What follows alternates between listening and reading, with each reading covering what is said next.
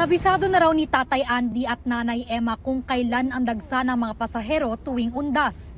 Kaya maaga pa lang, handa na silang bumiyahe para makaiwas sa gitgitan ng mga pasahero.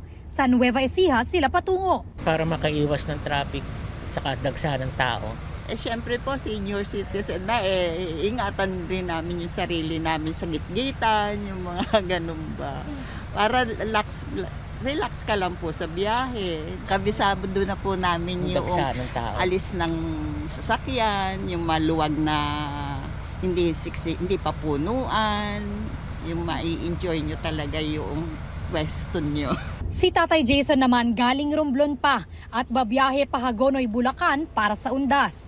Inagahan na rin daw niya dahil kasama niya ang 4 na taong gulang niyang anak. Para lang po makauwi at po po sa undas, makapagpahinga din po. Gusto ko lang mo pasyalan yung mga magulang ko po doon. Matagal-tagal na din po nila kauwi ay. Mahirap po may kasamang bata pagka pauwi po talaga. Malikot lang. Ayon sa tauhan ng bus terminal dito sa Cubao, ngayong araw inaasahan magsimula ang dagsa ng mga pasahero. Tuloy-tuloy na raw yan hanggang sa mismong undas.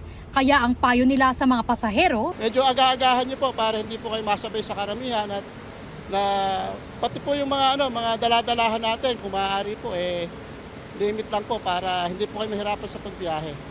mahigit 1,000 bus at utility vehicles na ang nabigyan ng special permit para sa undas 2024 ayon sa LTFRB. Ibig sabihin, pwedeng bumiyahe ang mga PUV na ito sa labas ng karaniwan nilang ruta.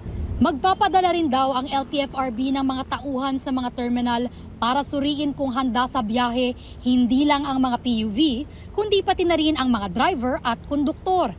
Dito sa Cubao may mga pulis na nag-iikot para matiyak na ligtas ang terminal at ang mga pasahero.